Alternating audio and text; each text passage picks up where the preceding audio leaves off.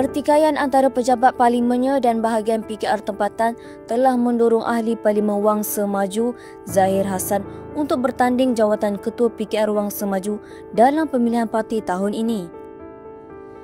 Ahli Parlimen Pegang Pertama itu berkata kurangnya penyelarasan antara pejabat beliau dan Ketua Bahagian Lai Cheng Heng telah menyebabkan kelewatan malah kegagalan dalam penyaluran bantuan kepada pengundi di kawasannya.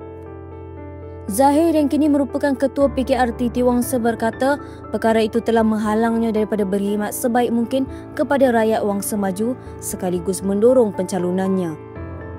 Jadi di Wangsa Maju ada sedikitlah, maknanya sedikit ketidaksehaluan di antara ahli Parlimen Wangsa Maju dan diri saya dan Ketua Cabang yang lepas.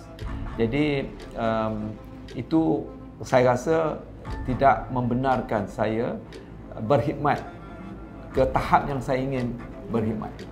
Apabila Ketua Cabang dan ahli Parlimen itu sama, saya yakin percaya khidmat yang kita dah tabur setakat ini dapat kita lipat ganda. Bulan lalu, bahagian itu terpalit kontroversi selepas maklumat dalam penyata kewangannya didakwa dimanipulasi dengan mesyuarat khas yang diadakan bagi meluluskan penyata kewangan yang disemak semula berakhir secara tergesa-gesa.